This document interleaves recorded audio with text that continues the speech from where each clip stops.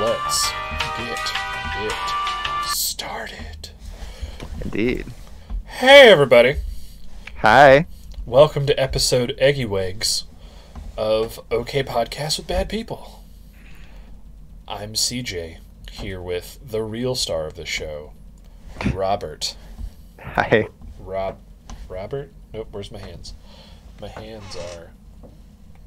There's Robert, if I point with this up that way. I forgot everything's mirrored.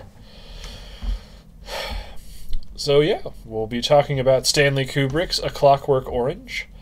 Mm-hmm. And after that, we'll be talking about what Dark Souls bosses would be the best bosses in different industries. Wait, it's just Dark Souls bosses? Well, like Soulsborne. Souls. Oh, I did this wrong then. Oh. I thought our prompt was what video game bosses would you want to work for? Oh no, it may have been that. You know what? It's fine. We'll make it work. Bullshitting is 80% of what I do on this thing anyway. But before we get ahead of that, I'm sure Robert from his screaming white void has some cool stuff for us. Yeah, I as I often do, I have a deep dive and a quiz for you, but I have some new pieces today for the quiz. So we're gonna actually keep track of your score. I was wondering why just off to the side of you there was all that negative space. Yeah, well, I'm actually going to be disappearing and reappearing for part of it, but we're not just. I wanted to do the scoreboard my way, Okay. And so when you get a question right, you're going to get a point under the Chandler. Okay. And it's not just any Chandler; it's my shiny Chandler Jabami. So pretty good. Jabami. And then, yeah. You know what that name's for. I do know what that name's for. I was like, wait a minute. Oh, man. Where'd I put the other one? Uh-oh. It's fine. No one's Okay, watching. wait. Okay, this should hopefully work. And then, yeah, if you get it wrong, you'll go under Intellion. Oh, man. It's too bad Will's I was not really here to see hoping this. Will would be here. Oh, man. Okay, but I'll take away that one. Oh, my God. Oh, yeah, so we're doing a quiz today on Nadsat, which is the language that Alex speaks in A Clockwork Orange. Nice. So it's not it's not a full language. It was developed by Anthony Burgess, who wrote the novel, and he was also a linguist. It's spoken by members of the specific subculture that Alex belongs to. Mm-hmm. So it's almost more akin to contemporary slang than it is to its own language. And there are times in the novel where he talks to people who don't understand what he's saying. But yeah, Burgess invented his own language because he wanted there to be a slang that set Alex and his droogs apart from the rest of society, but he knew that if he used a contemporary one, it would really date the book. So Gotcha. Nadsat. The term Nadsat is derived from from a Russian suffix nadsat, and you get to guess the English equivalent of that suffix. Oh, so, yeah. All right. Now, me. Yes. You doing are really specifically targeted by that, Will. Okay, good. He was here. Oh, God. So, I need to make you better, yeah. I guess. Does Nadsat mean A, bound, as in earthbound or hellbound? B, teen, as in 15 or 16? C, sidal, as in homicidal or suicidal? Or D, pathy, as in empathy or sociopathy? If I had to pick, my brain wants to go B with teens, since they were all teenagers. They were doing. Well, you are correct. Yay! Let's see. Oh no, I messed this all up so badly. It's okay. There we go. There's our scoreboard. And then The production values on this podcast have skyrocketed. Oh, I know. Okay. Correct. And we want to... Oh my god. This is such a cluster. That's fine. It's just Will. Haha, there you go. You get 1 point. Nice. But you better watch what you say, because Inteleon can shoot you now with his big gun. That's true. Okay. So... Oh. Oh. God damn it. I added way too many layers worth of shit to this. Oh my god. Welcome to Grandpa Robert's gaming scoreboard. Okay. Mr. Perp would be loving this. Yeah. Okay. So, for our next question, Okay. we're finally moving along. So, NADSAT features the language that Anthony Burgess made up, NADSAT. Mm-hmm. He draws from a lot of other sources. So things like other languages or other like specific sources. And I'm going to list some of those sources or languages that he might have drawn from, and then one of those is one that isn't actually one that I threw in there to throw you off, and you get to guess that one. Okay. So, is the one that he did not draw anything from A, Cockney rhyming slang, B, the King James Bible, C, Old English, like from Beowulf, or D, words borrowed from German? Well, you say he didn't want to date himself, so my brain wants to say A is wrong, because Cockney rhyming slang could change, whereas the King James Bible and Old English are pretty set in stone for time. But the words from German also are tricky. Because they say something like eggy wags and steaky wake, which steaky wake frustrates me more than I wish it did. Like, if I just heard anyone over the age of 8 say, "Can I get some steaky wake?" I would punch him. I'm gonna go A. I'm afraid you're incorrect. The correct answer was C, Old English. Oh, okay. Yeah, he took words from Cockney rhyming slang. In fact, the term Clockwork Orange is something that Burgess claims that he got from Cockney rhyming slang, although a bunch of other linguists have said we've never heard that anywhere in Cockney. We're pretty sure he made that up. But yeah, he claims that was the source of the title of the book, was something that he heard from a person who spoke Cockney. I don't know what the correct term for that is. A Cockney. Yep. And you know what? The scoreboard's a lot of work, and I'm really bad at it, so we're just going to... We'll just pretend I get all of them one right. to one. Yep. Mm-hmm. Something like that. I'm just full of chandelures. But, so yeah, NADSAT also features words from Russian, which I didn't put on the quiz because I mentioned that NADSAT itself is a word from Russian. Mm-hmm. And then also made up childlike words like steaky wake or eggy wags. And words that it just says are of unclear origin, invented by Burgess. Gotcha. So now we're going to dig into like a couple of actual pieces of NADSAT, and you'll get to guess the meaning of them, of some of the words that Alex uses. One that I think is really notable, since Alex uses it a lot, and it threw me off a lot until I looked up what it was, is the word horror show. As in the phrase, "Me and me droogs at these maskies that was real or a show." Yep, that's how you have to talk now at the D&D.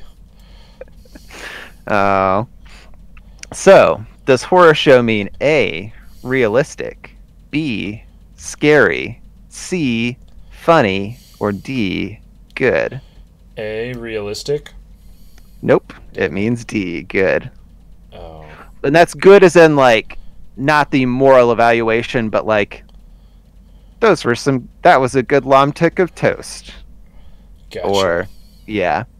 Um, although I don't know, sometimes in the novel he uses it kind of in the moral sense too. Does he? I don't know. I read that novel really fast. Um, but yeah, it means good. So like that was why it would like I don't know, for me at least I got thrown off a fair amount by that particular word. That's pretty weird. Yep. But yeah, so the origin of it though is from Russian. The word korosho, which I guess sounded similar to horror show. So Oh. yeah. Yeah. So, like many languages, NADSAT features a lot of different words for money. So I'm going to list a lot of them and throw in one that isn't a part of NADSAT, and you know the rest of the deal. I guess this is just a guessing game. You know this, Robert. I know, but you get to make an educated guess. That's fun. Well, how do I get to make an educated guess?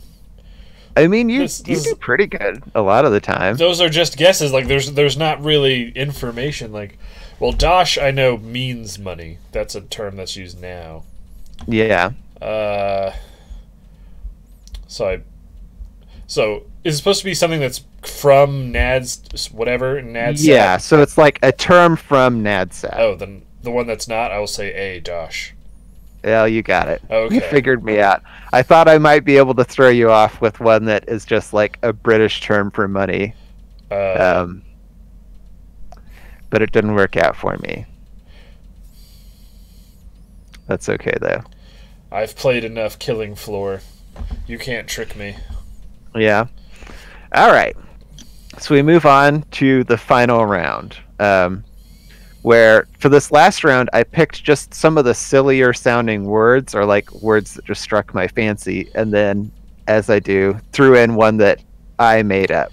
Oh, boy. And you get to guess which piece was my contribution. So, Oh, shit. Garblacos. Huh? Nothing. It's just that there's so many options. It's now behind my head, so I have to duck. Oh. I mean, I can read them to you. That's fine, but the audience. Yeah. There's a whole William watching us.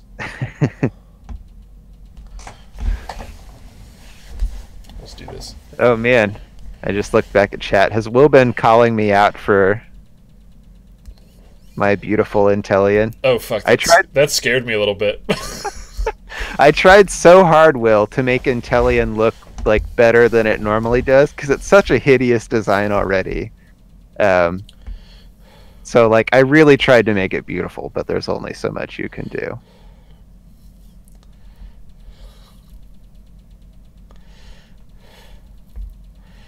Okay. Well, I'm gonna. Are we doing this? You haven't read anything, so. Oh yeah. So, is the word that the term that I made up A, Yarblacos, which means testicles. B, leggy wonkers, which means drunk. C, chudesny, which means wonderful. D, apipolylogis, which means apologies. Or E, zubies, which means teeth. Well, in the movie, he says yawbles for testicles, so I'm pretty sure A is one. The one that immediately sticks out because it's whimsical and funny, and I feel like you made it up, was leggy wonkers. That sounds like you made that one up. Apipolylogis is real bone apple tea about this. That could also be in it, and then like zubies, like I mean whatever, I guess. But I'm gonna go with my gut and say like you came up with the whimsical thing of leggy wonkers. Oh, you got me. Yes. Oh man. See, you said you don't get to make educated guesses, but you get to guess my thinking. Ugh. That's the real game here, is you have to figure out how the mind of a Robert works. I guess that's true. Also, I want to really say that your picture of Alex was really good. I liked that Thank a lot. you. Okay, now you got to get tiny again. Whoop. And now I'll put on my actual background for the stream. Nice.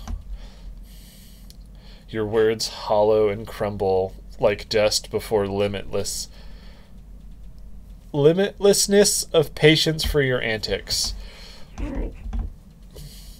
See, all you have to do That's now what you wanted, Will. is make that This is into what you wanted. the next emote for our channel, and then there's nothing he can do about it. All right. Well, that was, as always, refreshing and educational. So now we are going to talk about the movie itself. He's only half paying attention because he's playing Monster Hunter. Hurting my feelings. But yeah, for neither of us, this was the first time seeing the movie, correct? Correct, yeah. It's been a long time since I'd watched it, though. I think the last time I saw this movie maybe was senior year of college. Yeah. It's about when it was. I think freshman year of college, or like junior maybe, is when I watched it. And I remember when I first watched it, like, I don't know, I still think this is one of the most disturbing movies I've ever seen. I remember, like, feeling kind of ill the first time I watched it. Not, like, physically, but just, like, something feels wrong with my soul. And, like, I think I understand it a lot better now, which made it a lot more palatable to watch this time. But it's still, like, I don't know. I think this movie is a great movie, but it's hard for me to watch because it's, to me, this is like way more disturbing than something like Oldboy was. Yeah, I agree. This is more disturbing. That's sort of how I was introduced to this. Is like, this is one of the most controversial movies of all time, and people ran out of the theater vomiting out of their butts when they saw it for the first time. I'll say this time, the only real scene, I guess, skipping ahead, that, like, while it was happening I was like, was the scene where those dudes were, like, trying to rape that lady in, like, the abandoned theater.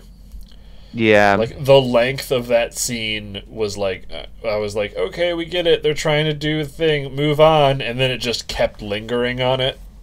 It's pretty egregious, yeah. And I was like, oh, this is weird, because rape is horrific. Yeah.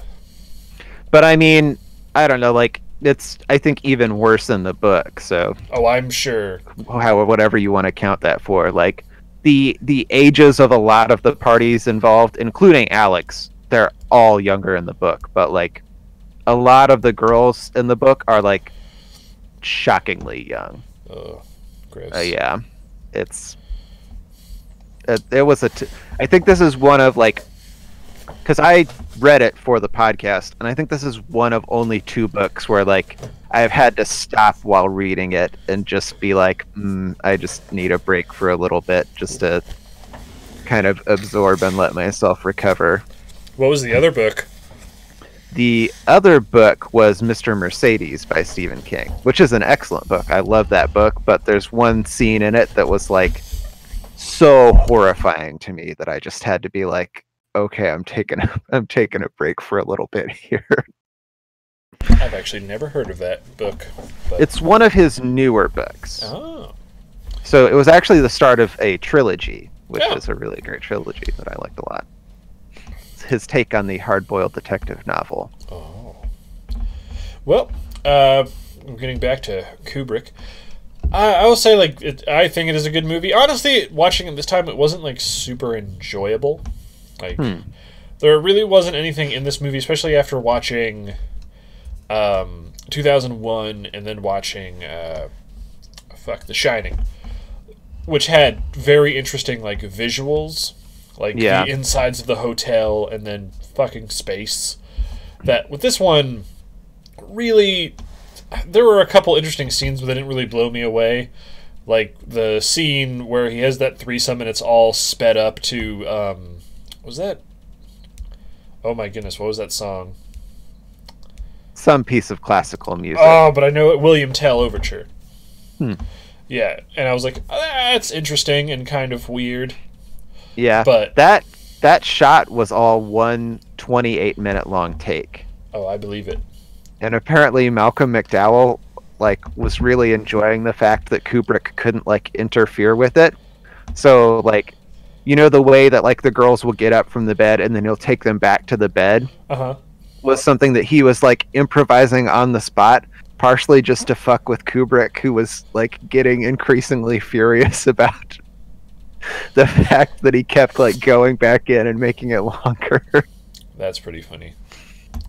Malcolm McDowell seemed like a shit ass, but like not in a terrible way. He just seems like someone that if I met him in the age he was in this movie, I'd want to punch him. Yeah. But yeah, I agree. Like, this movie isn't as... It doesn't feel Trevor. as visually iconic. Hey!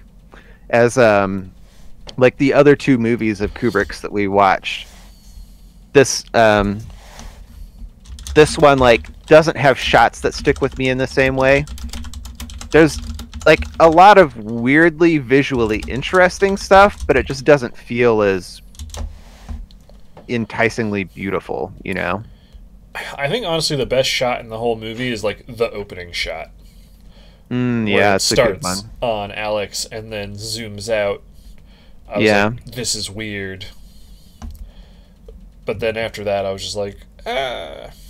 And then the scene at the very end when he's like, imagining himself having sex with a pretty lady surrounded by clapping formal people in what looks to be a pile of packing peanuts and cottage cheese. It's a weird movie. It is a weird movie. It really made me want eggs, though. I wanted to eat eggs, and I wanted to drink milk. Some of the old Moloko. Because what was the milk they drank? Moloko. Oh, okay. Which is, I think, just the Russian word for milk. But then, like, their milk is either plus. alcoholic or drugged in some way. I believe I'm not entirely has drugs certain, in it. but yeah. Yeah, Resident Evil 3. I'm also excited for that. But, excuse me. Well, also, I'm glad to hear they were okay. And thank you for stopping by when you can. But yeah, I feel like the whole point of this movie was kind of... The movie itself sort of felt like a troll, I guess, and the fact that this movie felt like it was playing upon... Because this movie was in the 70s, correct? Mm-hmm. Yeah. And I don't know a lot about what was happening in Britain at the time, but like in America, like there was all like rebel youth, people like, the teens are crazy! Like fear of what teenagers could do. Yeah. And this movie is just all like confirming those suspicions that, yeah, all teens are sex-addled murder drug addicts. Yeah.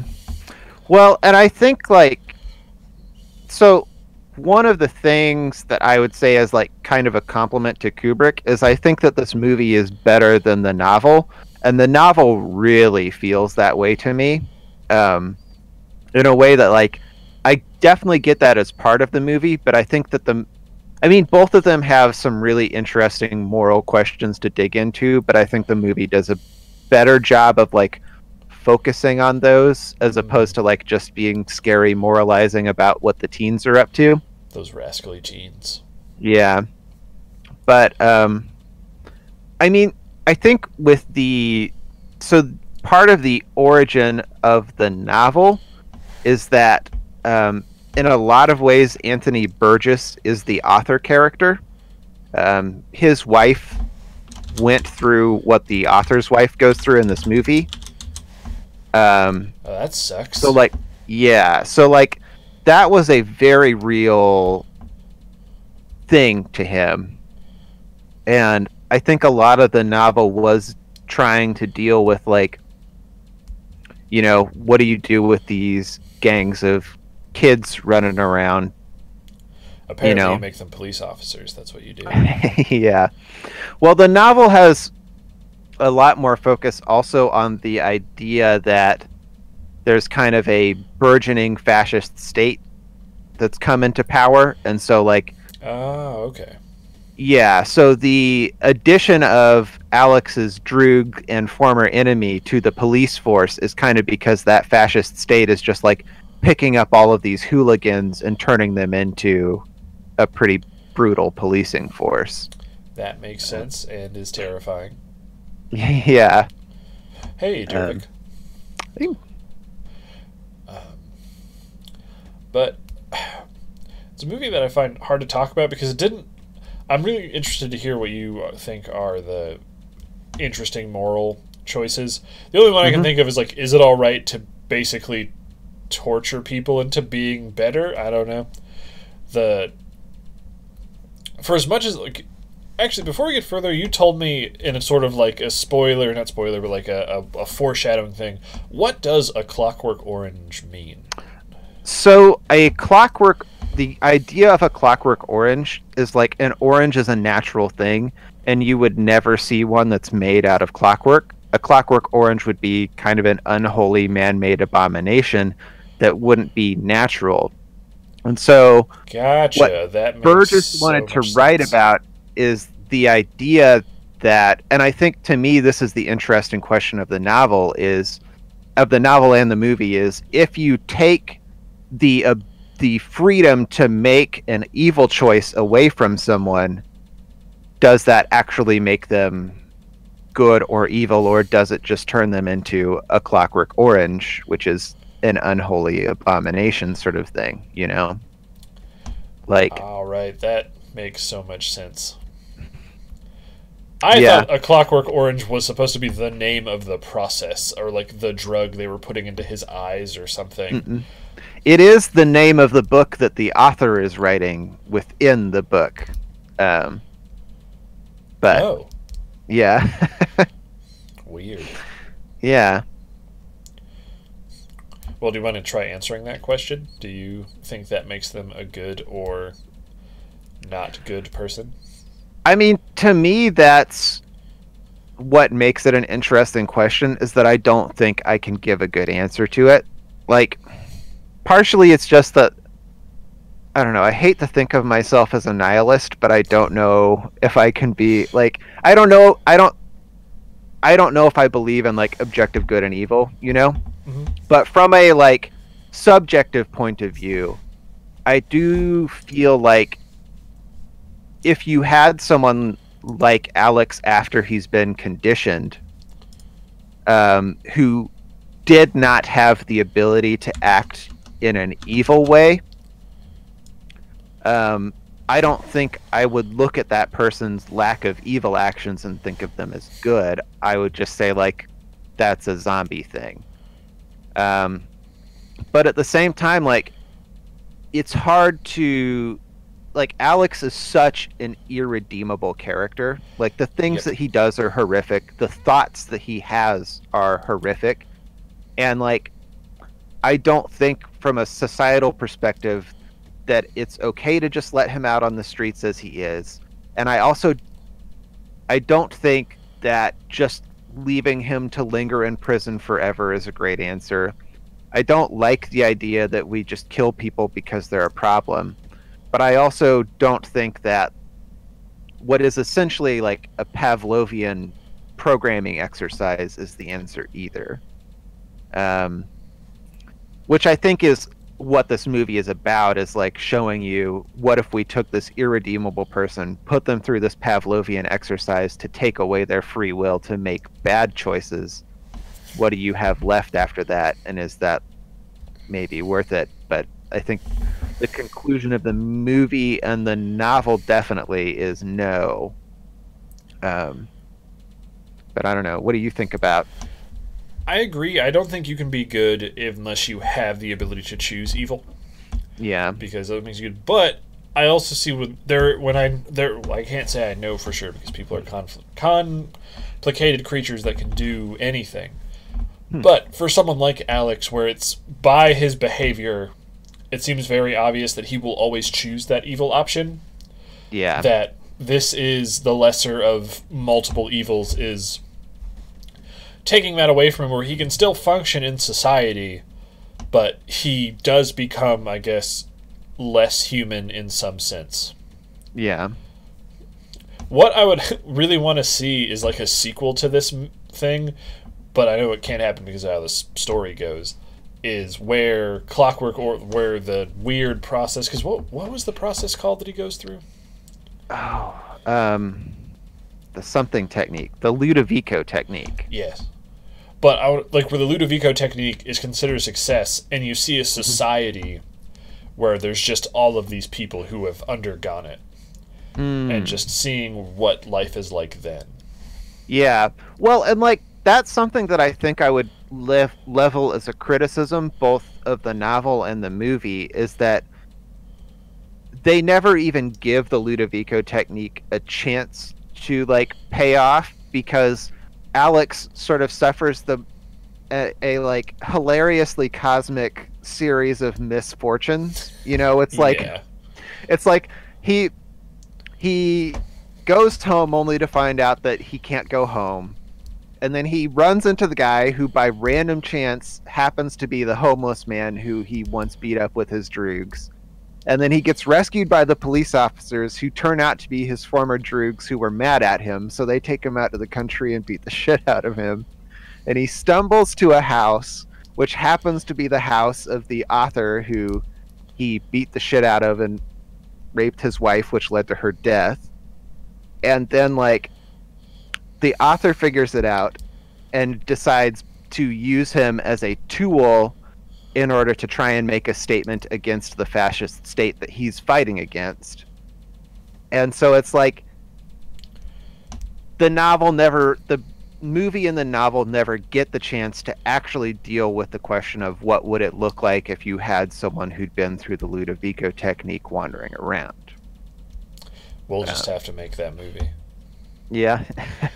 Yeah, that was the type of coincidence writing that I really didn't enjoy. Like, when I was watching it again, I was like, this is almost comedic, but, like, not very funny. It's just kind of stupid. Well, something that I found really weird in my research for this is that Malcolm McDowell claims that this movie is a dark comedy. Oh, I could see that. Yeah. I mean, if that's true, that makes sense, a little more sense than, like, in that context, but this movie does not feel like a dark comedy to me. I don't know. I could, if someone from the movie was like, it's supposed to be a dark comedy, I can see it, because there is a lot of ridiculous stuff in it. Yeah. I think the thing Will points out, which was very goofy, was during, like, the fight scene with was it Billy Bones or Billy Boy or whatever? I think it's Billy Boy. Billy Bones. Wait, that's from Treasure Island. Like, people are fighting, and the one guy, while they're fighting, he, like, it was one of Billy Boy's dudes, like, goes to tackle one of the droogs, and he just ducks, and the guy just fucking sky vaults over him and dives through a window.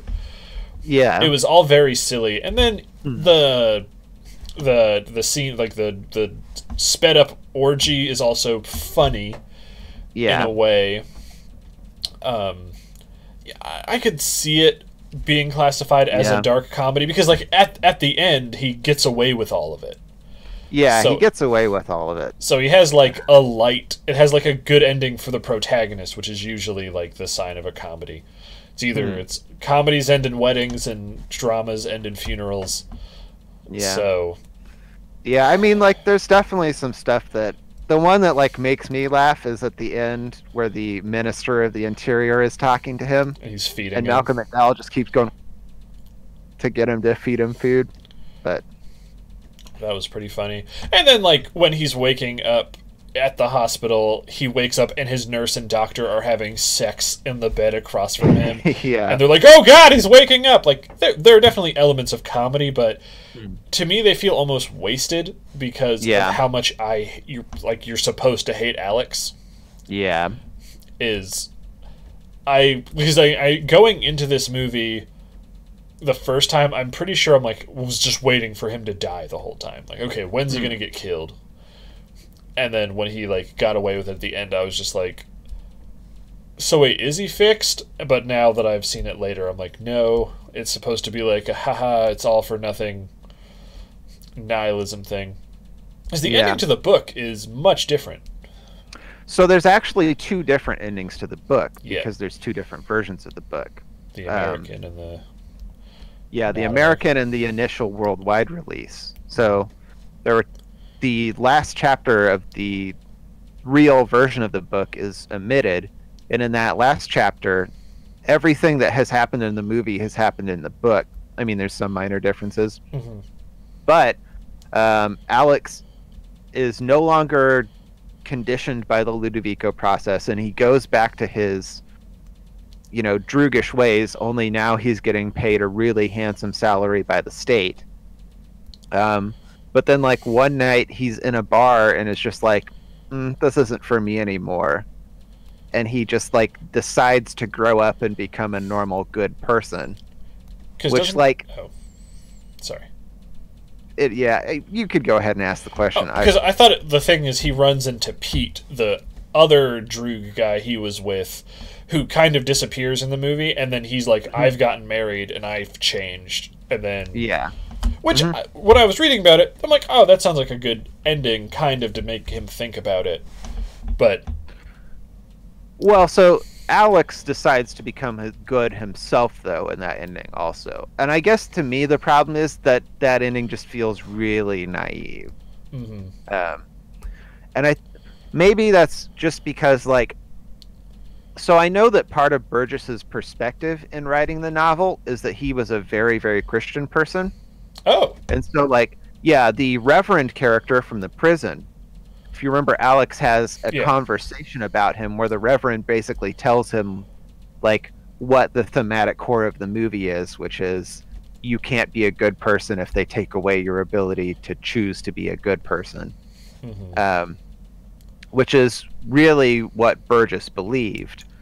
And I think, like, that ending of the novel is something that I was thinking about earlier when you talked about how the movie kind of feels like almost alarmist about like what the teens are up to, and that part of the arc of the novel is that Alex's horrific behavior is sort of explained away as being just like, well, he was a teenager full of hormones and like he was just doing what teenagers get up to, but like, I don't know, his behavior is so horrifying to me that I don't feel like I can get behind that.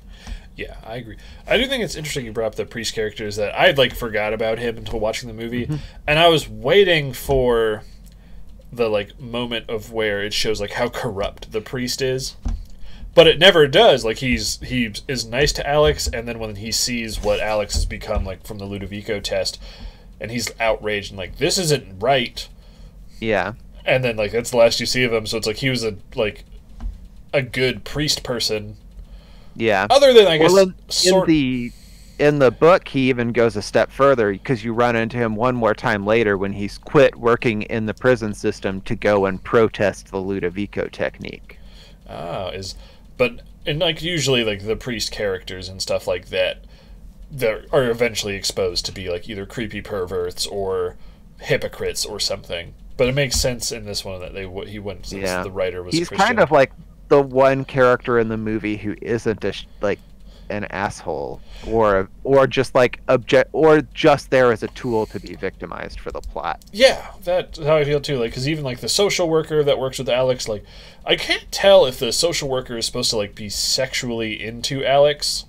Yeah, I can't either. Like, it's like he definitely touches him in some ways that.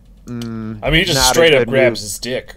Yeah, but I agree. Like, I don't know if that was a sexual thing or just like he's really going for the big dogging there. Oh, yeah, big dogging. I forgot about that term. Your favorite thing.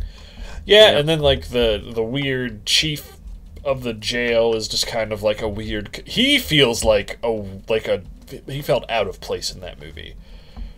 Like, he was just like this weird caricature person. Yeah. Who, like, didn't feel like a real person at all. He's just like, yep, scum, hip. And I was just like, what the fuck is this guy? But once again, that'd be another thing where I could see, there's the comedy aspect of the dark comedy, is that he's this person in charge, but he's also a huge goofster. Yeah. This movie just made me feel really good to not be a teenager anymore, because now I can be like, yep, I made it through teens without murdering one person. Yeah, that's the bar. Yeah. I didn't murder anyone. I never broke into someone's house and like kept touching their giant penis statue, even though they asked me multiple times not to. Yeah. I came so close, but I never ruined a classic piece of movie soundtrackisms with Singing in the Rain by brutally raping someone to it, I guess. Yeah, that's true. He what's the guy who sang that song? Like from the movie, like from Singing in the Rain. Yeah. Oh God, what was his name? I have it here in my notes. Gene Kelly. Gene Kelly. I was like, I know he's Yeah, one of the famous people. Apparently, Malcolm McDowell met him at a party years later, and Oh, Gene no. Kelly just was like, "Mm-mm," and just like walked off and did not even acknowledge his existence, which feels fair. Like, Did he improvise that song, or was that chosen? it was improvised. Yeah. They'd apparently been like trying to shoot that scene for a long time, and it just wasn't working, and so Kubrick said like, well, try singing a song, and McDowell just picked that song out, and I guess like Kubrick loved it and started making calls, and within a couple of hours they had the licensing rights to use it. So Okay, then I would understand Gene Kelly not being super jazzed about it. yeah. It'd be like watching someone cannibalize someone to be like, and these are a few of my favorite things. I'd be like, oh man, that's the last thing I want is Mary Poppins being mad at me though. Wait, is that Mary? That's not Mary Poppins, is it? Yes, it is. Oh my goodness. I've never actually watched Mary Poppins, so Oh man, is that the thing we're watching for next week? I mean, it's an option. I had other things in mind, but I could fill in a hole in my literature of the movie classics. It's a good movie. It's also a terrible movie, but it's a good movie. I heard the sequel is very bad. But yeah, I think what else in this movie really stood out. Were there any like major differences in the book that are worth pointing out? I mean, Aside I from think the ending? the big one is the ending. The rest of them, there's like a couple of small scenes that get omitted. Like the guy who he beats up, the old man who he beats up in an alleyway in the movie gets combined with another character who was like a guy who's researching crystals and has a bunch of like books on crystals or something. And Alex and his droogs beat that guy up and destroy all of his books. Not his and crystal then like books. Yeah, and then later on it isn't the old man and his old man friends who beat up Alex. It's the crystal guy, because Alex goes to a library and the crystal guy is there, and he's like, "That's the dude." And then he and all of his library bros beat him up In the library? in the library. I wish that would have been in the movie, because that's surrealist and weird. Yeah, Going to a library. I agree. Like it would have made a better scene. Like that setting would have been cool. Mm-hmm. And Let's see, what are some other things? He was served way too much spaghetti by that man in the wheelchair. yeah, that was not a small amount of spaghetti. I think that scene is also probably my favorite acted scene, is just the intrinsic thing of Alex being scared after he's realized that the man in the wheelchair is the dude he beat up, and the guy's insisted that he drinks wine. Of the whole, So like, is this poisoned, is it not? I thought that was very well done. yeah, I agree. That like that whole the scenes in that house though, because if I'm remembering correctly, Alex figures out before he goes to take a bath who the guy is, right? Yes.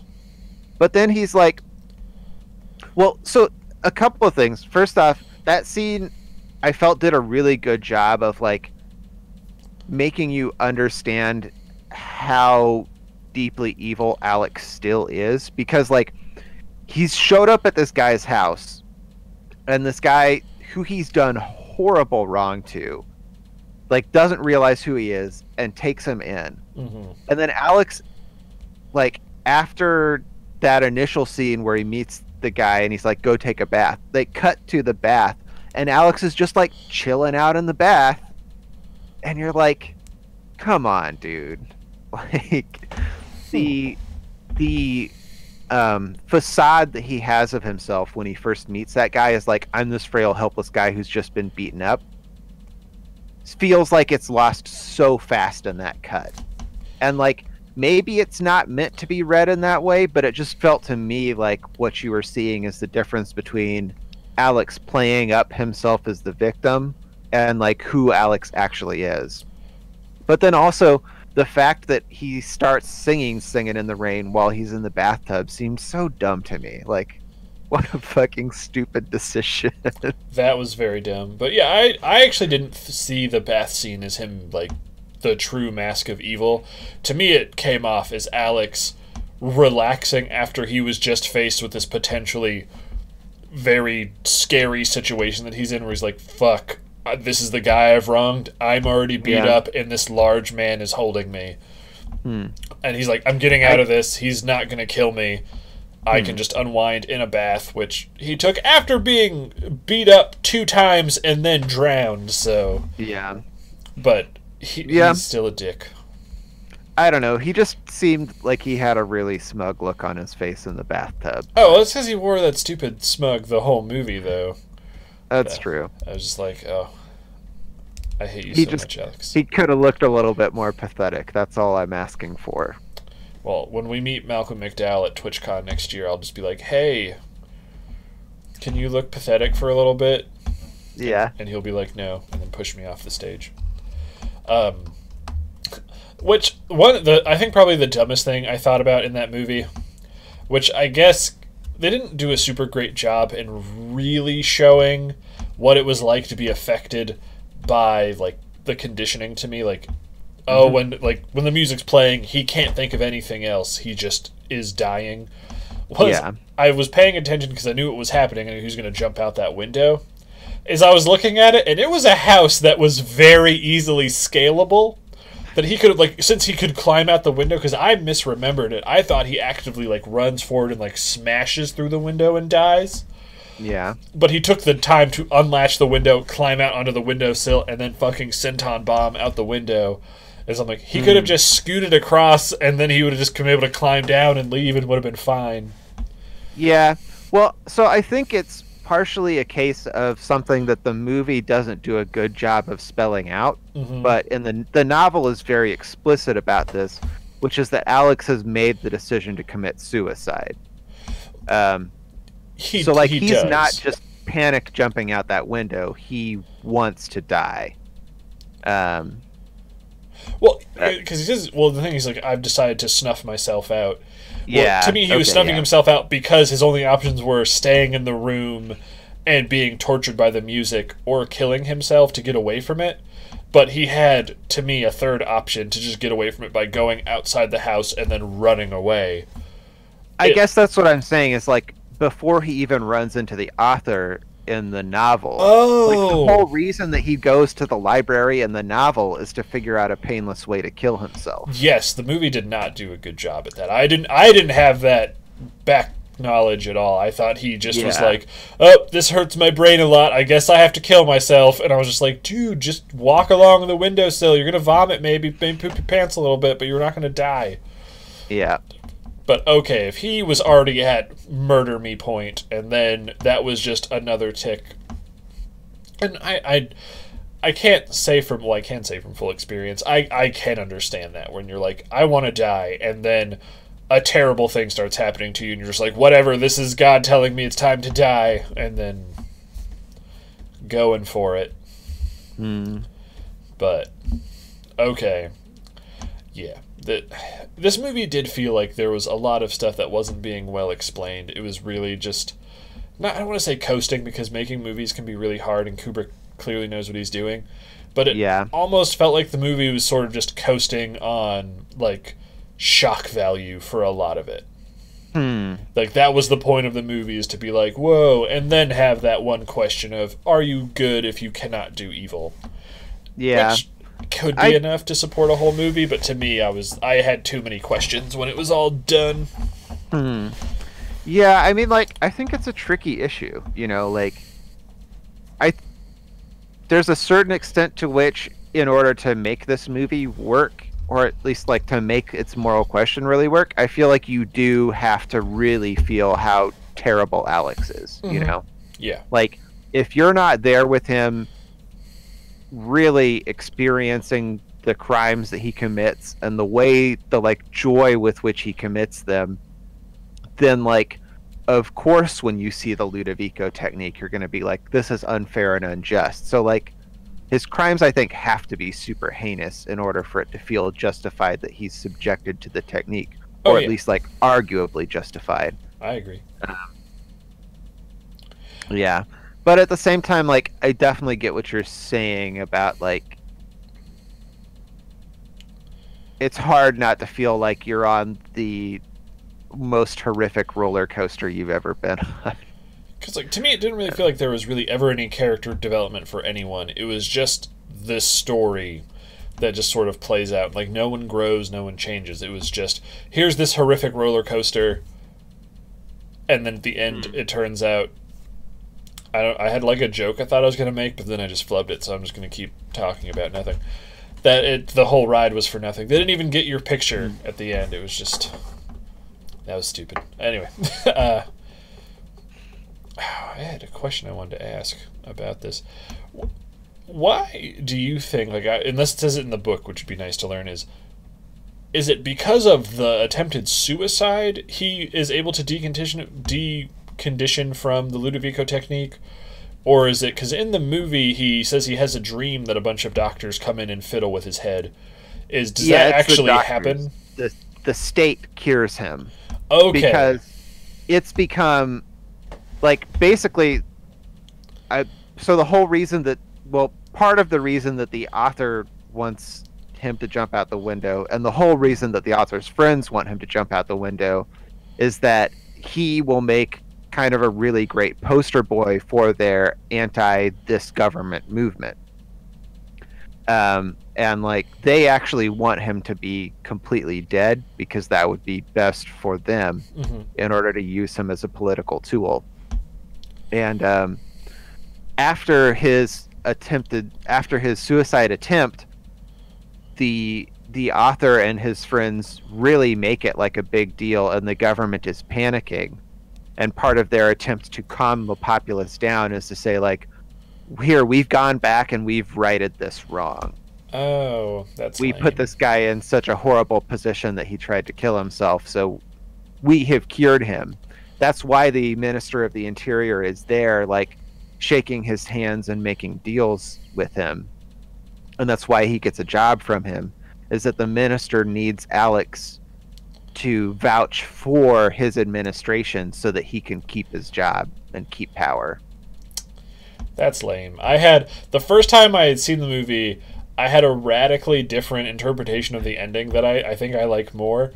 Is what I thought had happened is he got deconditioned just by accident. Like, the shock of the fall had sort of shaken it out of him, and no one else knew it.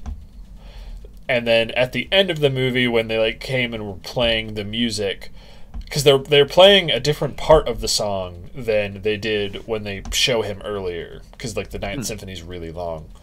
Yeah, I thought that music choice was actually picked on accident, even though like if he wasn't deconditioned, it would have made him freak out. And that's when he learns, oh, I'm not freaked out anymore. And him smirking at the end is like, all these idiots don't realize that I can go back to being evil when I want. I get the last laugh, and I just thought the government guy was there just to sort of placate Alex, to be like, you know what? We don't have to talk about this. Let's just give you a bunch of money, and we'll just make it all go away. Oh, but since now that I know they were all in on it, that makes it less funny to me. It just dark and upsetting. Thanks for being so dark, movie of this that was already really dark. Why can't you just make me giggle on the inside? I always said jiggle on the inside. I don't want anything to make me jiggle on the inside. That's fucking weird. But, yeah, so, do you have what else you got to talk about?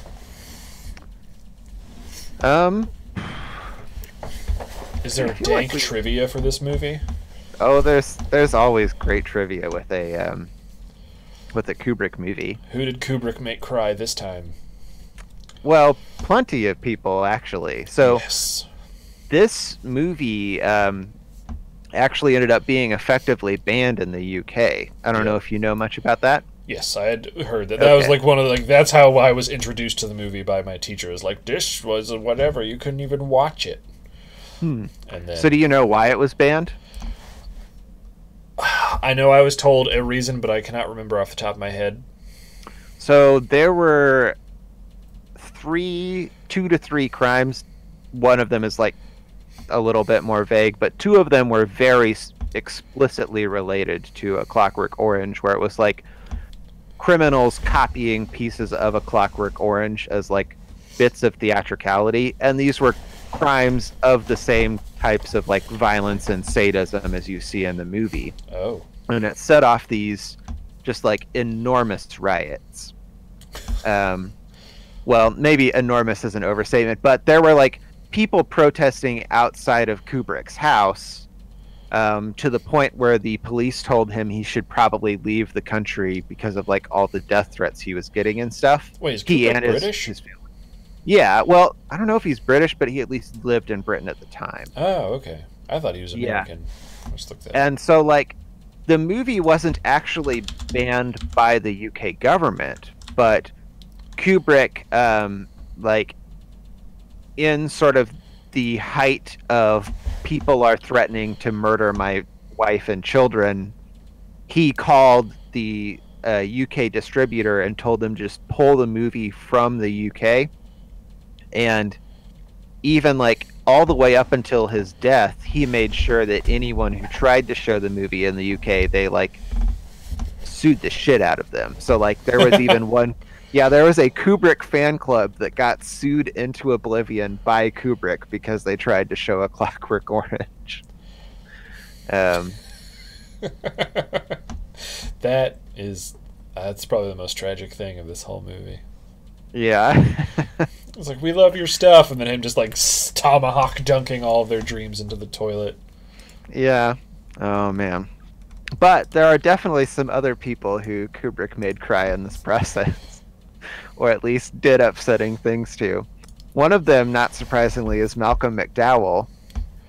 So one of the changes from the book to the movie is that Alex has a pet snake in the movie. I actually His know name this is Basil. one. Yeah, and like Kubrick added the snake after he found out that Malcolm McDowell was deathly terrified of snakes. Yeah. He was just like, "Well, you have a pet snake now." Ugh, that's Yeah. a G move. But one of the more horrifying, less pranky things that he did to Malcolm McDowell was in the shooting of the scene where he's going through the Ludovico technique and his eyes are kept open with the Ugh. things. That was real. Those were not special effects. Yeah. The doctor who's sitting next to him putting eye drops in his eyes is an actual eye doctor. And McDowell's cornea still got scratched in the process of shooting that scene. So like that was a rough experience. Also, in the scene where they're showing off the effectiveness of the Ludovico conditioning, and that guy is like kicking Alex, Mhm. McDowell ended up getting some of his ribs cracked, which like pretty intense. So he went through a lot for this movie. Hey. Wow. Oh man. Fuck. Yeah. So some other fun facts though. Kubrick was really afraid that theater owners would edit the movie. So like any theater that wanted to show it had to send their copy back once every single week, and then they got like a fresh copy, and the copy they sent back would be inspected to make sure that they hadn't edited anything. Kind of a like weird one is that Kubrick is not the person who originally bought the rights from the novel to make a movie out of. He sold them for $500 to Mick Jagger, who planned to make the movie with the Rolling Stones as the Droogs. Oh But my God. it never came together, and the rights ended up like passing back and forth in Hollywood before finally ending up with Kubrick. Oh man, so another like horrible Kubrick thing in the scene after Alex has been arrested and he's in the police station, and his social worker comes in and spits on him. Mm-hmm. They made the social worker spit on Malcolm McDowell so many times that he ran out of saliva, and they had to like start making other actors spit on Malcolm McDowell just to see if they could get the shot of spit rolling down his face that Kubrick wanted.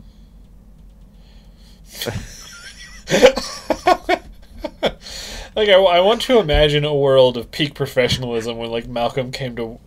McDowell came to work that day, and they're like, "Hey, I just need to let you know today's gonna be rough." And he's like, "Why?" And they're like, "Everyone has to spit on you." And he's just like, Yeah. Okay. That was a rough shoot for him. And my next fact makes like the roughness of the shoot even like almost tragically funnier, which is that when Malcolm McDowell accepted the role, he accepted because he had mistaken Stanley Kubrick for Stanley Kramer, who is the director of It's a Mad, Mad, Mad, Mad, Mad, Mad World and Guess Who's Coming to Dinner. Okay. He didn't even know who Kubrick was at the time, and he didn't figure it out until a friend showed him 2001. That's pretty wonderful. Yeah. Oh, man. Oh, so my next piece of trivia has another little quiz for you. Oh, no. So, this movie was the breakout role for actor David Prowse, who's the muscle-bound hunk who works for the author when Alex meets him the second time. Mm-hmm. And David Prowse would go on to play a really iconic faceless role, and you get to guess which role he played. So is he A, Leatherface from Texas Chainsaw Massacre, B, Darth Vader from Star Wars, C, Michael Myers from Halloween, or D, Wilson from Home Improvement? Well, I know it's not Wilson from Home Improvement because I know who that actor is. No, that's Freddy and Jason. Shit. I was gonna be like, I know who Mike Myers is too. Given the time frame, I would probably say the Star Wars one. Is it Darth Vader? Yeah, you got it right. It was Darth Vader. Yeah. He's the guy who was like in the Darth Vader suit all the time, even though the voice wasn't James Earl Jones. No, because James Earl Jones wasn't in the suit. No, that's what I'm saying. It's like, yeah, it wasn't him. It wasn't Mufasa in the suit the whole time. You got tricked. I did. Oh, Star Wars. You used to be tolerable. I think that's an accurate statement. I don't know. I think it's still tolerable. I guess I haven't watched the last two movies, but I haven't either. I'm sure but they're I've heard fine. They'd have pretty bad reviews. Well, yeah. I guess I'm saying I feel like a lot of those reviews are from people who were expecting the world from them, you know? I guess that's true. I've read the synopsis of the newest one, and I'm like, wow, that is pretty dumb. There's a lot of dumb shit in it. And I won't spoil it on this stream, but... Yeah, they all sound kind of dumb, though. Like, I mean, even the first movies I think are pretty solid, but they're kind of dumb. The first movies are good, but they're also an exercise in, like, just taking the textbook the hero's tale. So it's like... Yeah. You can't really fuck those because they were up. from, what's that author's name? I even read one of his books. The dude who wrote A Hero's Journey. Hero with 1,000 Faces. Are you talking about Joseph Campbell? Yes. I had one other thing I was going to say, though. I don't remember what it was though now. Oh, well. Oh, well. Oh, because just like, this is a funny thing about the new movie. One of my favorite reviewers, like, I guess had bought a ticket to go and see it, but then he, for whatever reason, he couldn't see it. And so he reviewed a, like, pirated copy where someone had, like, taken their phone into the movie and recorded it. And I guess the streaming website he'd watched it on had this like big pop-up of a pinata that kept coming up on the middle of the screen, so he just called it the pinata cut, which made me laugh a lot. The Star Wars pinata cut. Haha. Funny. That feels like a you had to be there moment. Maybe so. Okay. But So anyway, back to to muscle hunks. yeah. I think I have a couple more facts. Nice. So one is another thing that Kubrick did to Malcolm McDowell. So in a 2019 interview, McDowell told the story of how he had negotiated with Warner Brothers for a salary of $100,000 plus 2.5% of the profits. And then he claims that Kubrick told him that the studio would never give up the 2.5% and he should just take the 100,000. But he found out years later that Kubrick had just pocketed the 2.5%. Oh, Yep. Kubrick. oh, what a dick. Yep. Oh, man. Oh man, showing off those gams. Yep. So one thing that seems a little silly to me, because like normally when I think of Kubrick, I think of someone who's like so meticulous and controlling. But I guess one of at least some of the shots in this movie were actually stock footage that he used. And one of these shots, where it's like things that Alex is imagining, you know, when he's just like imagining horrible things because that's what he likes, is a shot of a train exploding. Yes. And apparently that same piece of stock footage was also used multiple times in Hogan's Heroes. So, kind of funny. Have you ever seen Hogan's Heroes? I haven't actually seen it, but my parent, or at least my mom and my aunt, would talk about it all the time. Because I guess they really liked it, but my grandfather, who was a World War II veteran, hated it. I would imagine. But yeah, man, I think that's all of the facts that I have. Those were good facts. You can always count on Kubrick to have some interesting things going on during the filming of his movies. That you can. But yeah. Yes. Any other thoughts on this movie? You want to give it a rating? Yeah, we can give it a rate. Are we doing a numerical scale still? Sorry, what? Are we doing a numerical scale still? Is that what we were doing? I mean, you can rate it however you. Numerical is easy, but if you want to do a different system, you know, like I think you should be able to use any rating system you want. If I had to go numerically, I'd give this movie 7 eggy wigs out of 10. It's not as interesting to me as some other Kubrick movies. It's a movie worth watching, but it's a movie I can't recommend to everyone. This isn't a movie that I could be like, oh, you've got to see A Clockwork Orange. It's a movie that you recommend to people that you know, and you're like, this would be a movie I'd be afraid to just like, if I met someone on the first day of meeting, like, you got to watch Clockwork Orange, they would watch that movie and be like, oh, this also doesn't feel like a movie that should be anyone's favorite movie. Yeah. Yeah. But I would agree with that. Yeah. Worth a watch. But don't expect it to change your life. Out of 10. What about you? I think I'd probably give it an 8 out of 10. Like, I think I agree with a lot of what you said. I think to me, like, what it does that I really like is that it has some big questions that don't have easy answers and you can kind of chew on them. And that's like catnip to me. Big questions to chew on and not be able to answer. But yeah, it's not enjoyable to watch to me. It just feels like something that gives you things that are worth thinking about. Gotcha. So 8 out of 10. Yeah. All right. And yeah, definitely not the most visually iconic of Kubrick's movies. Nope. He's got some better ones there. All right. Well, I guess it's time to move on to the final part of the podcast. We're talking about video game bosses. I thought we had talked about specifically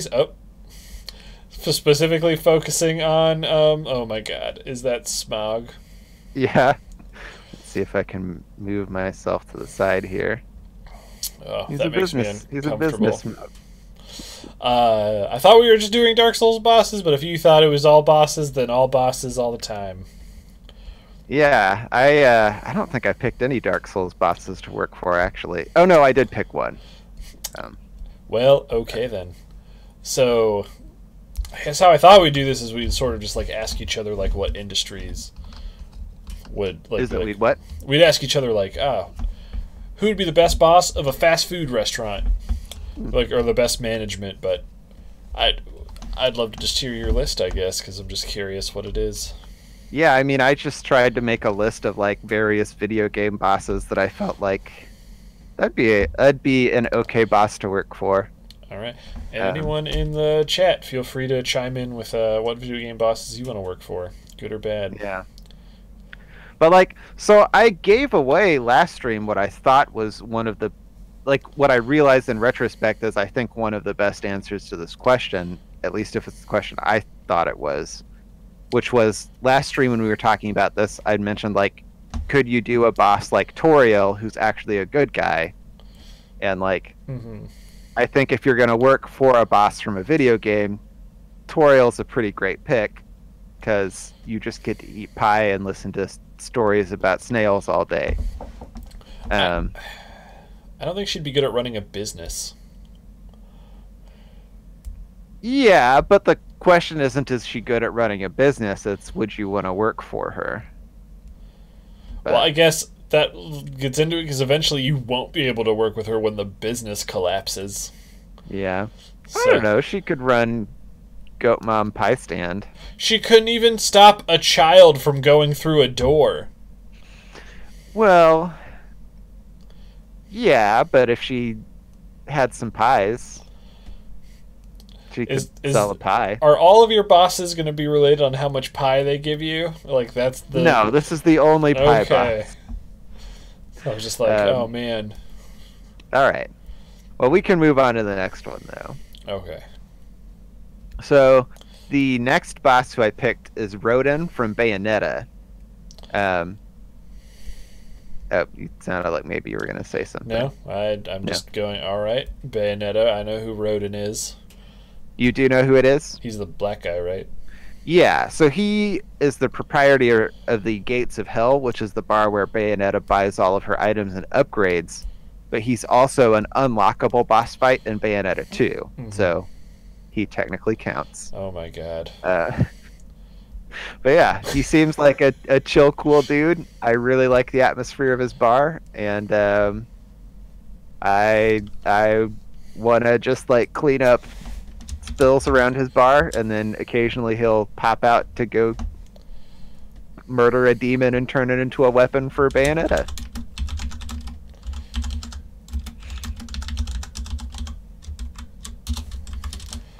All right. So do you have any like villains? I do have a couple villains, yeah. I take it you want me to skip my next boss. I guess if it's another not villain and it's just like, man, this good guy gives you free dental care.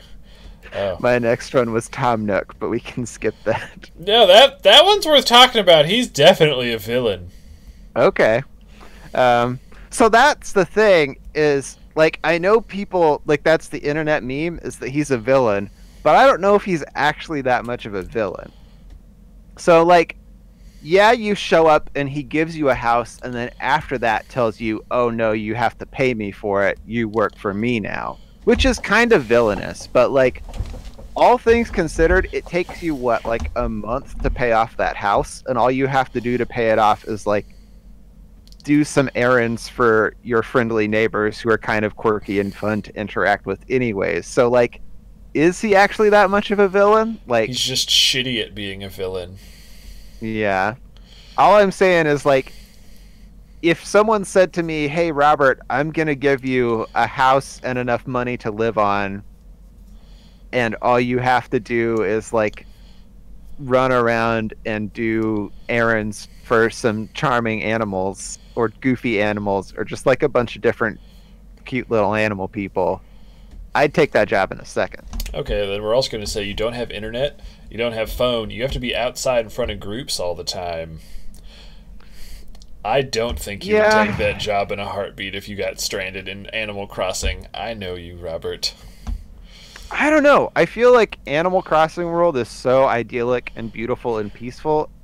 I kind of think I might give up everything just to go and live there. All right. In all fairness, I also really, really love arranging things. That's and, like, fine. so much of that world is about arranging furniture in your house. That's just because your house is a place to store furniture. That's really all the house is. Oh, and you know what? There are video games in that world. I didn't say video games, I said internet. Yeah, okay, yeah. Yeah. I mean... Oh, your mic got all weird. Yeah, it would be tough to give up internet, but, like...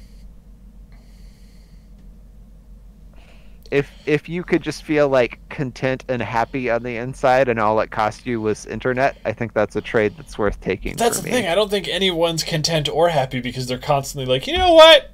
I want a swordfish. I want a butterfly. Like, they can't ever just be like, you know what? I don't need anything today. I'm all right.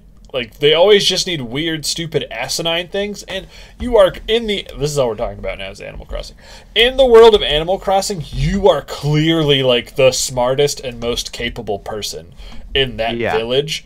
Having that amount of responsibility all the time, it's like being the king of a nursery where everyone else is also allowed to drink and drive. Like, that sounds horrible. Like, it sounds... Okay. So, like, that's true, but all of the problems that they have are so solvable. Like, it's the easiest thing in the universe to go out and catch a butterfly. It's so fun and enjoyable to go and catch the fish that the armadillo person wants But today. do you want to go fishing in real life? Because it's not going to be... It's as easy. You have to... It's going to be like real life fishing. So you're going to be out there for hours. If I don't have internet anymore, like, yeah, why not? But what else am I doing with my time? But why would you put yourself in that position? Because, like, I don't know. I think I would give up a lot. Like, a hilarious amount of things just to live a life where it felt like the problems that I had were solvable.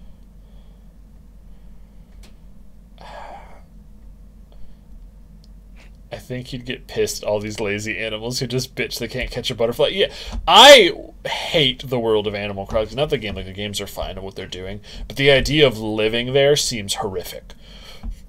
Like, because there's nothing to do. Like, there's no reason to be alive there, in my opinion.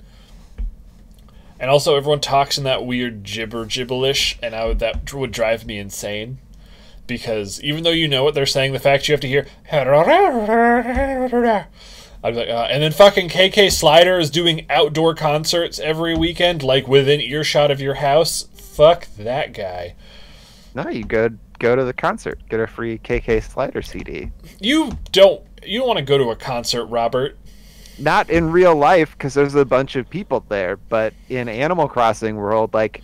There's, 2 or 3 other people at the cafe? I'll do that. It's a chill place. I don't want to go to a real concert because a real concert is not a chill place.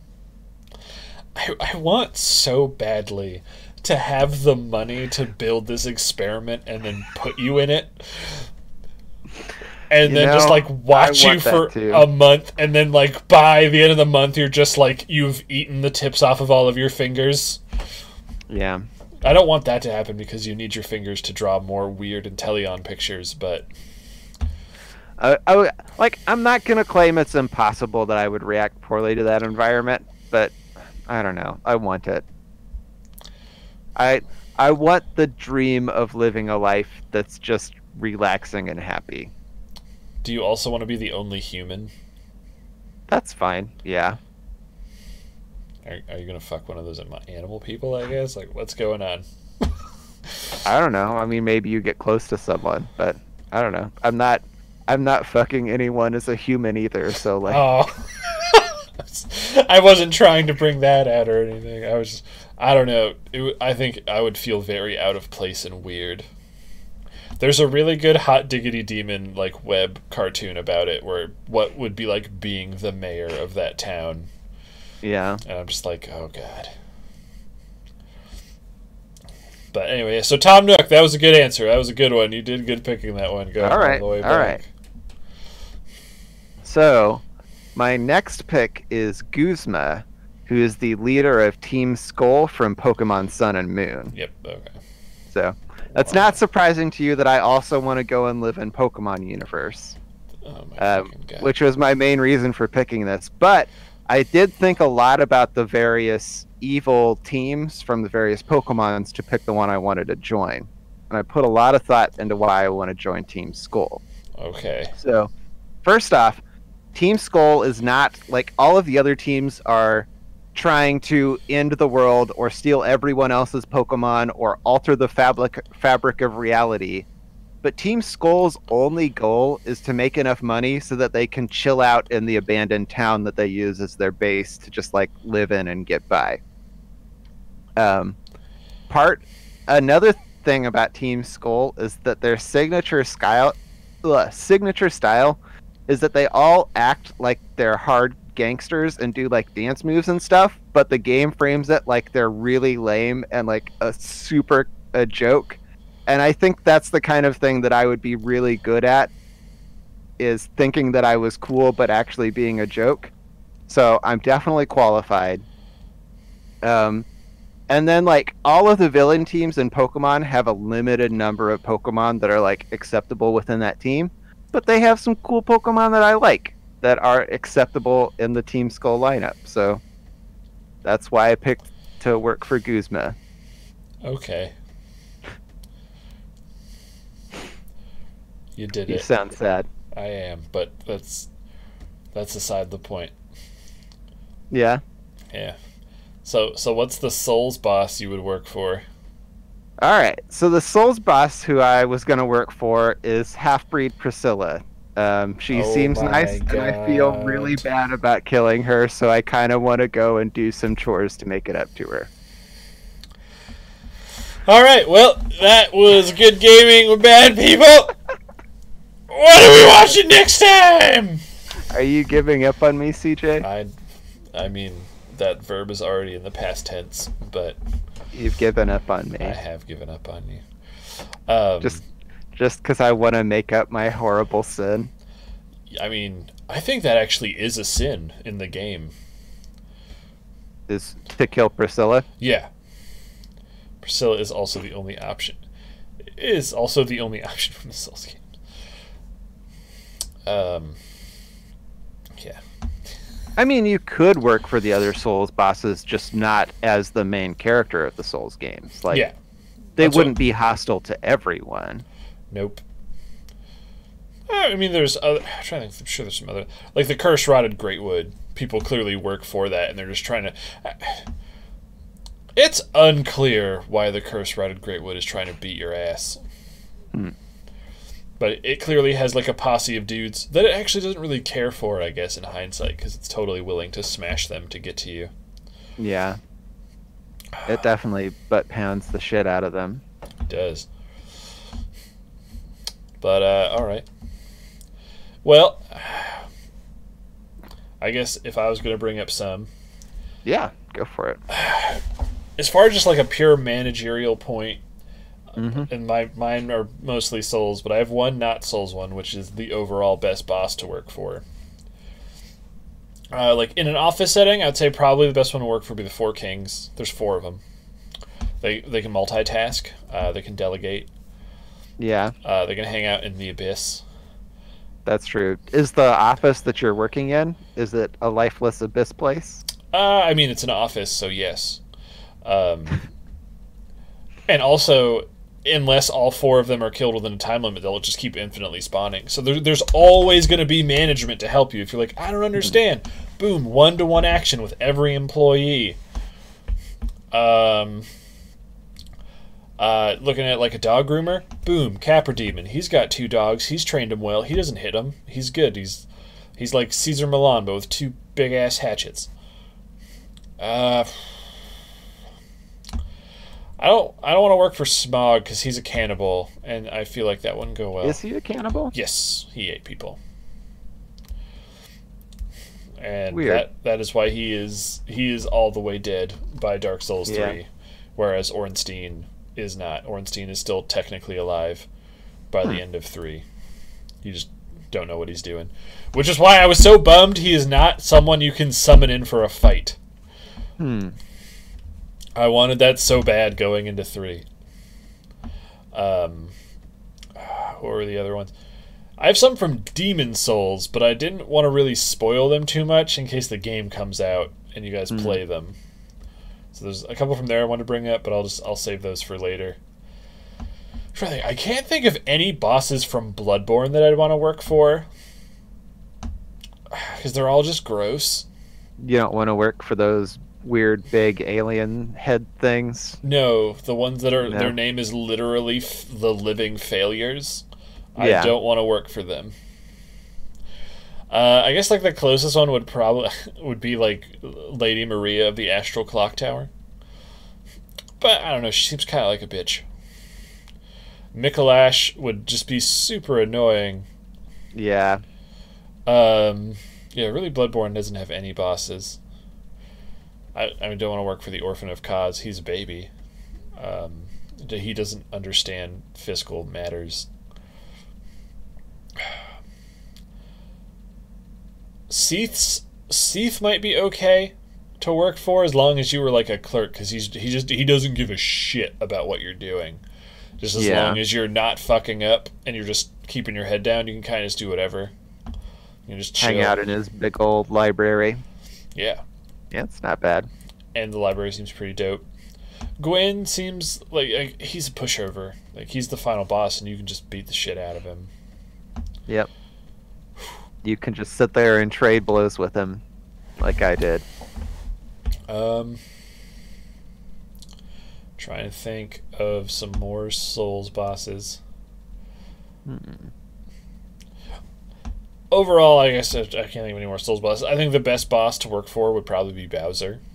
He seems to get it all down. He can do it all. Like he's got fingers in like real estate. He is running Nintendo now. So he is running Nintendo now, and he can delegate well. He's got a vast array of minions. Yeah. And he also knows when to calm down. Be like, hey Mario, I know we're enemies, but do you want to fucking play some tennis? Yeah. But you also have a boss who's like continuously kidnapping the same person over and over again. But is he though? And before we answer that, I want to look at no, probably not getting Res 3. The Umbrella would be terrible to work for. Just because once again it's a money thing. I'm not going to spend $60 on buying a game that is not going to be very long. But I am excited for it, so when it goes on sale I might pick it up. But back to Bowser and kidnapping the princess. Is the princess is also like bad at her job. So he in my eyes is trying to like consolidate power, and like, if I marry this princess, then I will be in charge of her subjects and can actually get some shit going. She's just this dumb lady who lives in a castle and makes cake all day. I mean, that doesn't mean that what he's doing is not kidnapping, though. Like, it still is. How else are you going to get her out of power? They're a monarchy. There's not a voting system, and the Toadstools are too stupid to realize what horrible dystopia they live in. I mean, you just have to foment a people's revolution. But that's what I'm saying, is the Toads are too stupid to do that. I mean, what would happen in real life is the normal rulers would just have her assassinated. He's at least benevolent enough to keep her alive. But she's the leader that they've picked, though. Like, they may be dumb, and it was a dumb pick, but it's their dumb pick. But how did they pick her? I mean, I don't know. We don't have all the information. Has not answered that question. So we have to work on assumption. I guess though, like, the tone of that universe does not feel to me like she's a dictator who just tricked them or like forced her power on them. I feel like the Toads are kind of dumb and they saw a pretty lady and were like, "Oh yeah, that's our leader." Yeah, and that's exactly what I think it is. Yeah. But just because they did that, she's wielding an inordinate amount of power. It's like if Idiocracy was a real thing that was happening, but just like in one country in today's Earth. Yeah. Producing. I mean, okay, again, but that none of that undermines the legitimacy of their having picked her. It just means that they're like a dumb populace who picked a dumb leader for a dumb reason. Okay, but what I'm saying is that doesn't matter. It's they are a political power that has power and resources that are not using them correctly. This is a utilitarian thing where if he takes them, he can make better and do it. It doesn't matter that they're sovereign or whatever. They're dumb idiots, and he has cool guns, and oh my god, am I talking about America? So yeah, that's what I'm saying. Like, if you have something and I could use it more efficiently, is it okay for me to just take it from you? I don't think so. I'm also not the leader of a country. You're the leader of the things that you own. What? But I don't know. But I'm not in charge of people's lives. Yeah. She is. And she also might be a witch. I don't know. The crown thing with Toadette turning into like a human because putting on the crown makes everyone like, is Peach a human or is she just a toad that put on the crown? Wait, is that canonical? The crown turned Toadette into a person? I thought that was just like an internet meme.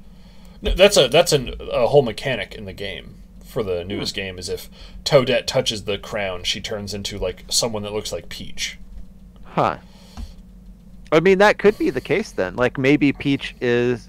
Because she's called Princess Toadstool. Maybe she's actually a toad who put on the crown because they, through whatever weird toad governmental process, decided she was the one. And so, like, she's not even a human. She just has magical crown powers because that's their leader. What in this situation, it wouldn't be Bowser moving in and then like stripping all of the stuff away from the Toads, leaving them desolate. It would be like, I'm stepping in to be your new babysitter because your old babysitter is bad at their job.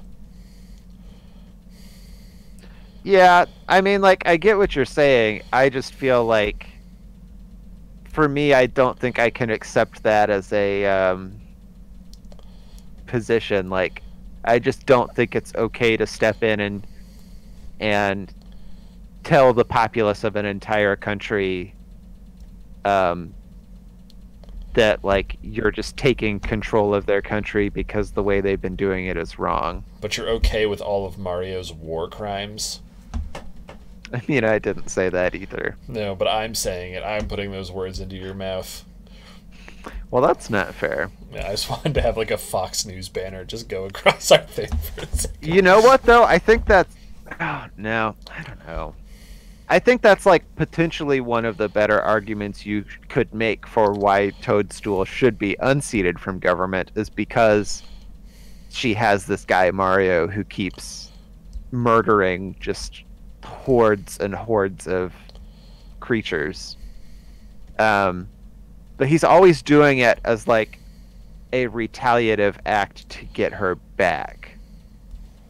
Like, he's not just killing Goombas to kill Goombas. What about in Donkey Kong Jr.? I did not play Donkey Kong Jr. Oh. I don't remember what's happening in that one. He holds Donkey Kong hostage and whips him. He's the villain of Donkey Kong Jr. Was that back though when he was like Jumpman? I mean, he was officially Mario by then. Oh, okay. Huh. Well. Yeah, but it was still a long time ago. Let's see.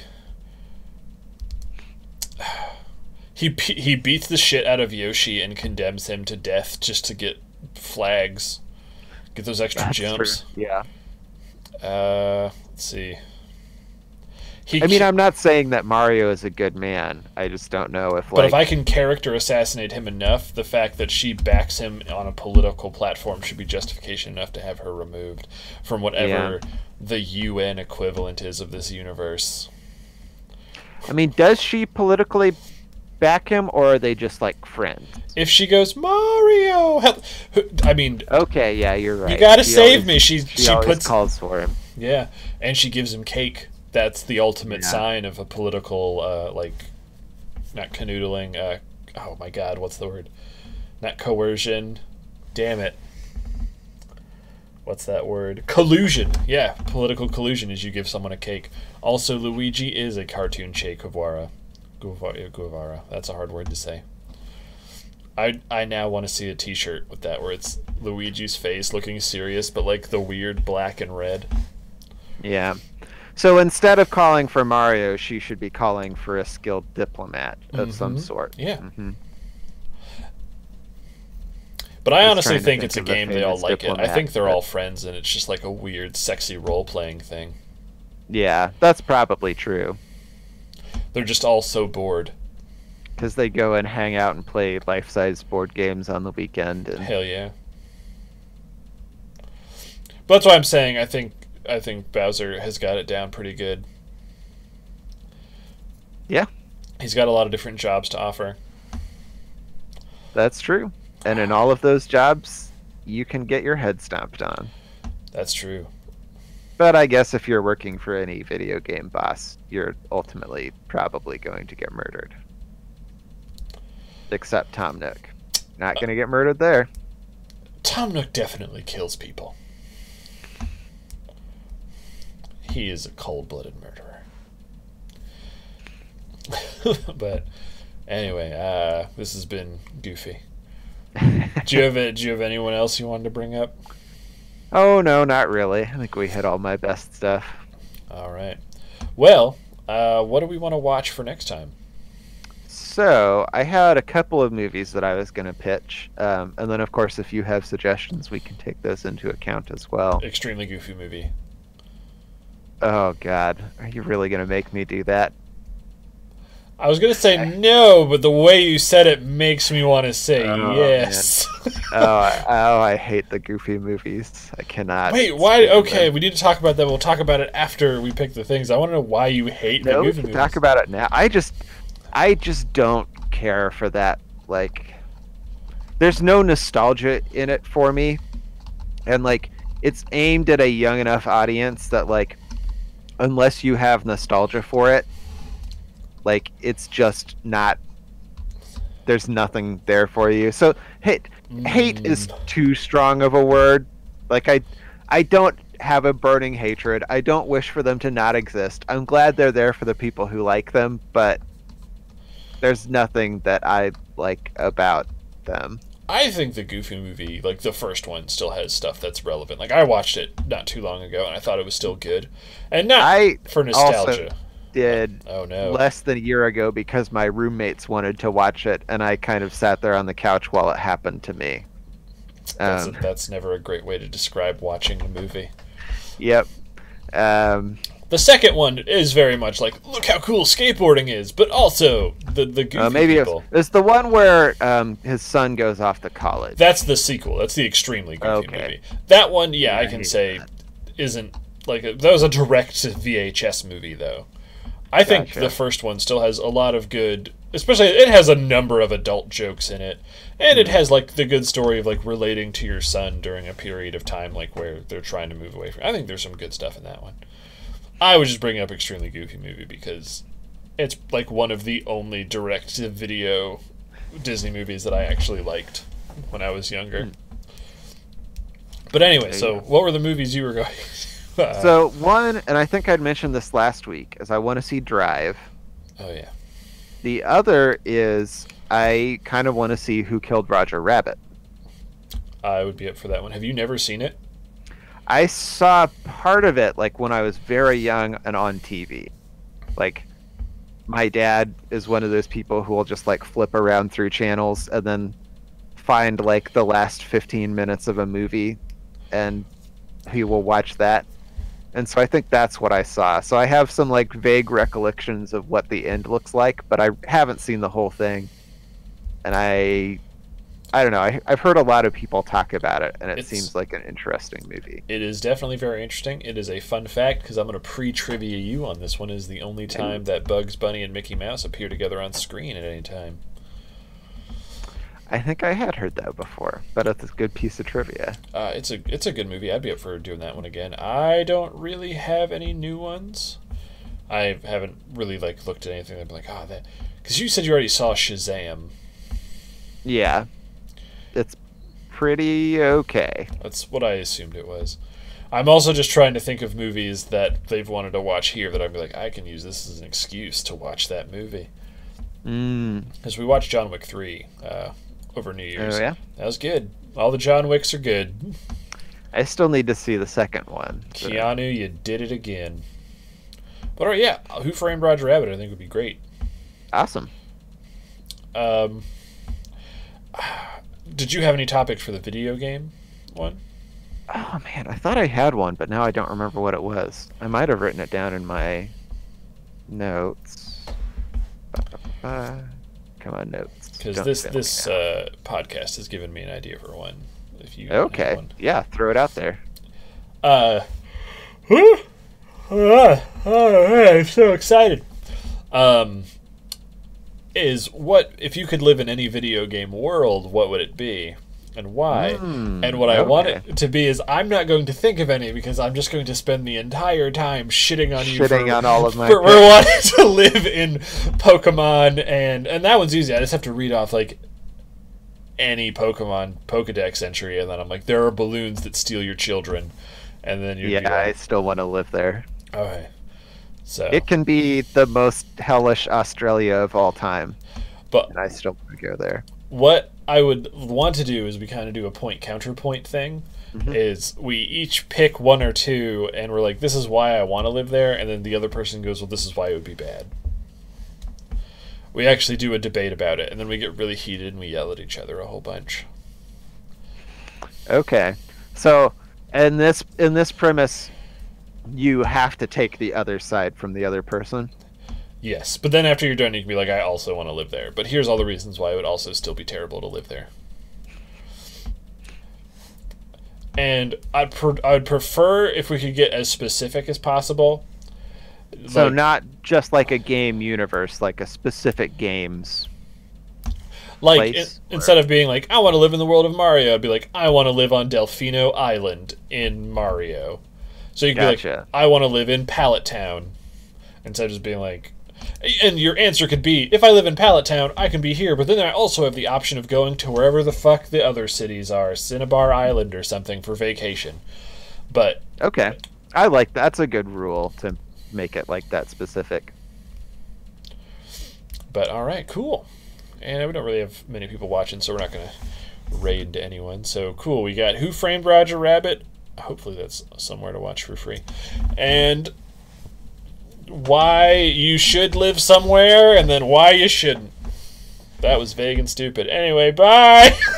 Bye. But anyway, have a great day, and tomorrow will be more Dark Souls, so be ready for that. Bye!